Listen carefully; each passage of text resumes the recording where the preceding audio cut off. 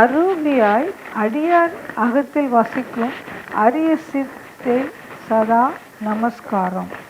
இதில் விசேஷமாக நம்ம என்ன தெரிந்து கொள்ள வேண்டும் என்றால், இயேசு இந்த உலகத்தில் வாழ்கின்றார். பின்பு அவர் உலகத்தை எடுத்துக்கொள்ளப்பட்டு போகின்ற பொழுது பின்பு மறுபடியும் பரிசுத்த ஆவியை அவருடைய சீஷர்கள் பெற்றுக்கொள்கின்ற பொழுது அவங்க எல்லா இடத்துக்கும் விசுவாசத்தை பிரசங்கிக்க வேண்டும் என்று விரும்புகிறார்கள். எனவே அவருடைய சீஷர்கள் சந்தோஷத்தினாலும் பரிசுத்த ஆவியினாலும் நிரப்பப்பட்டார்கள் என்று அப்போஸ்தலர் 13:52 காண்கிறோம். நாம் கூட பரிசுத்த ஆவியினால் நிரப்பப்படுகின்ற பொழுது அது நிச்சயமாக சந்தோஷத்தையும் சமாதானத்தையும் தருவதை நாம் அதிகமான அளவுக்கு நாம் காணலாம்.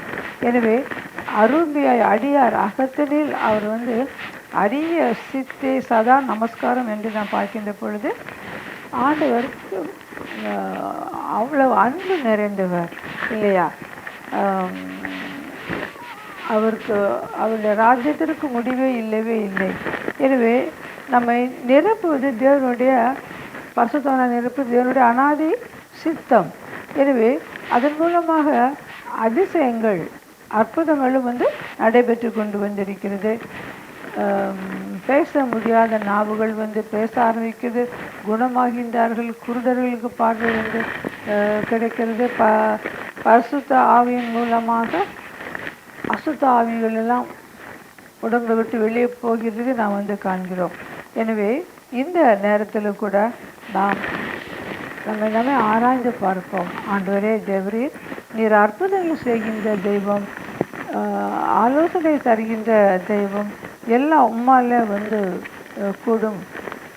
அதில் எது விசேஷமாக என்பது என்ன அப்படின்னா, அரிய சித்தை என்பது நாம் பார்க்கின்ற பொழுது அது இயேசுவை குறிப்பிடுகிறது. எனவே நாம் இயேசுனுடைய அடியார்கள் என்று சொல்லுகிற நாம் ஒவ்வொருவரும்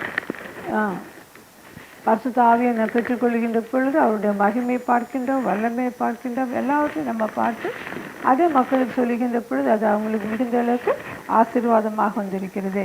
எனவே இந்த நாளிலும் கூட ஆண்டவரே, என்னை ஆண்டுகளும் இந்த பரிசுத்த ஆவியினால் நிரப்பும், நான் உங்களுடைய பிள்ளையாக வாழ எனக்கு உதவி செய்யும் என்று ஆண்டவர் நோக்கி நாம் செஞ்சோம். சகல வியாதியத்தில் குணமாக்குகிற இந்த ஆண்டவர் சொல்கிறார். கர்த்தருக்கு கோடி கோடி ஸ்தோத்திரம். காலேஜில் ஒர்க் பண்ணும்போதும் இப்போ இப்படி பார்க்கின்ற பொழுது ஒருத்தவங்களுக்கு சர்ஜரி உடனே பண்ணணும், ஹார்ட்டில் பெரிய கட்டி மாதிரி இருக்குது அப்படின்னு ப்ரே பண்ணோம். கடைசி நேரம் ஸ்கேன் பண்ணும்போது ஒரு அதிசயம் நடந்திருக்குது அப்படின்னு நாங்கள் ப்ரே பண்ணோம். மழையை பார்த்து பேர்ந்து போ அப்படின்னு கடுகளை விசுவாசம் இருந்தால் போதும் அப்படின்னு எப்படியாவது இறக்கத்தை காண்பீங்க அப்படிங்கும்போது அதுக்கு சர்ஜரியே தேவையில்லைட்டாங்க. இது ஒரு அம்மா பிழைக்கவே மாட்டவே முடியாது அப்படின்னு சொல்லிட்டாங்க. எந்த வாய்ப்பும் இல்லை, எல்லா வியாதிகளுக்கு இருப்பதாக ரிப்போர்ட்டெல்லாம் சொல்லுது. ஆண்டவரே, இதை உங்கள்கிட்ட கொண்டு வரணும்ப்பா, நீங்கள் எங்களுக்காக இந்த உலகத்திற்கு உங்கள் ஜீவபலியாக கொடுத்து மறித்து அடக்கம் பண்ணப்பட்டு உயிர்த்தெழுந்த இயேசுவே, இந்த வியாதி இந்த உடம்பு விட்டு வெளியே போகுமாறு எங்களை கட்டளையிடும் என்று ஜெபித்த பொழுது ஆண்டவர் அப்படியாக சுகத்தை தந்து அந்த குடும்பத்தின் மக்களை ஆண்டவர் ஆசீர்வதித்தார்.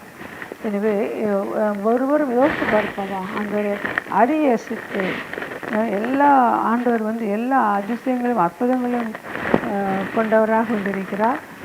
அதை நமக்கும் ஆண்டவர் நாம் மகிமைப்படும்படியாக கொடுக்க காத்து கொண்டிருக்கிறார். பரிசுத்தனுடைய வரங்கள் ஜெபம் பண்ணுமா.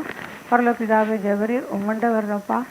கர்த்தாவே, நான் அப்படி டாங்ஸில் பேசுகிறேன், எப்படி பேசுகிறேன், அதிசயம் அற்புதம் ஒன்றும் இல்லைப்பா, எல்லாம் நம்முடைய நாம மகிமைப்பட வேண்டும் என்று எங்களை முழுமையாக அர்ப்பணம் பண்ணி சுவாமி அங்கே பரிசுத்த வரங்களை பெற்றுக்கொள்ள எங்களுக்கு உதவி செய்யும். ஆமென்.